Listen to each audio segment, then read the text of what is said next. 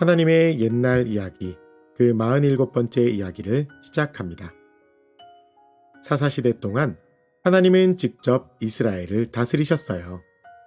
하나님은 사사를 세워 위기 때마다 이스라엘을 구원하셨고, 백성들이 하나님을 잊을 때마다 다시 돌아오게 하셨죠.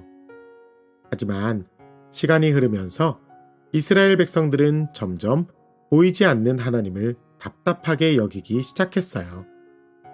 다른 나라들은 눈에 보이는 멋있는 왕이 있는데 왜 하나님은 눈에 보이지 않는 거지? 혹시 가짜 아니야?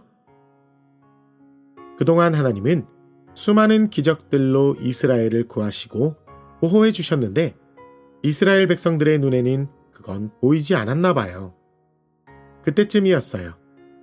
그동안 하나님의 선지자로 이스라엘을 다스리던 사무엘은 나이가 많아졌고 그의 뒤를 이어야 할 사무엘의 아들들은 정직하지 못했죠.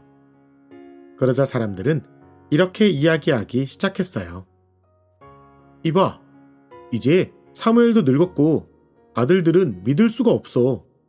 우리도 다른 나라들처럼 멋있는 왕을 세워달라고 하자.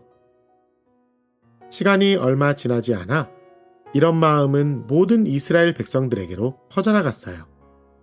결국 이스라엘의 장로들은 이 문제를 가지고 사무엘을 찾아왔죠. 사무엘 선지자님, 우리가 곰곰이 생각을 해봤는데 아무리 생각을 해도 우리도 다른 나라들처럼 왕이 있어야 할 것 같아요. 우리에게 왕을 세워주심이 어떠실는지. 사무엘은 그 말을 듣고 너무 마음이 아팠어요. 왜냐하면 이스라엘에는 이미 왕이 있었거든요. 바로 하나님 말이죠. 결국 사람들이 원했던 것은 진짜 왕이 아니라 다른 나라와 같이 눈에 보이는 강력한 누군가가 있기를 원했던 거예요. 사무엘은 하나님께 기도했어요. 하나님, 백성들이 하나님을 두고 왕을 세워달라고 하네요. 어떻게 하면 좋을까요? 그래, 사무엘아. 그들의 요구를 모두 들어주어라. 그들은 너를 버린 것이 아니라 나를 버린 것이다. 내가 그들의 왕이 되는 것이 싫은 것이지.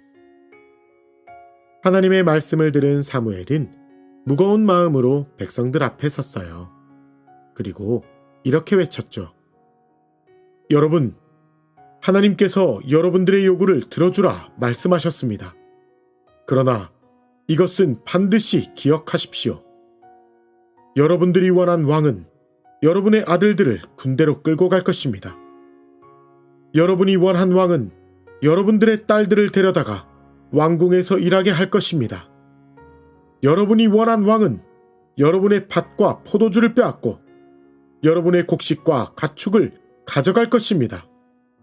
그리고 여러분은 여러분들이 원한 왕의 종이 될 것입니다.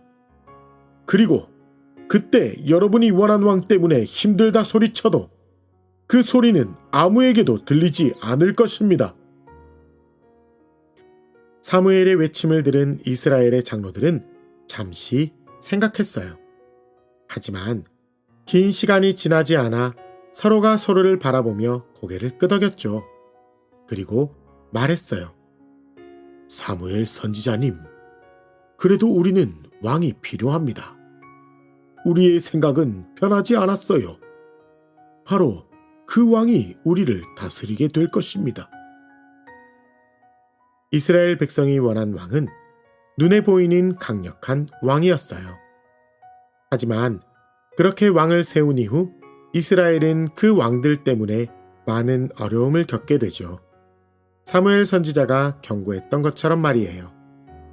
과연 앞으로 세워질 이스라엘의 왕들은 하나님을 섬기는 왕이 될까요?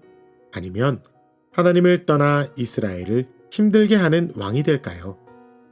여러분, 지금도 우리는 눈에 보이는 강한 힘을 따라가고 싶은 마음이 들 때가 있어요. 하지만 우리를 사랑하셔서 영원히 우리를 지키시고 이끄시는 분은 눈에 보이지 않는 하나님이라는 사실, 절대 잊지 말고 꼭 기억하길 기도할게요. 그것이 가장 안전하고 복된 길이니까요. 그럼 우리 모두 오늘도 샬롬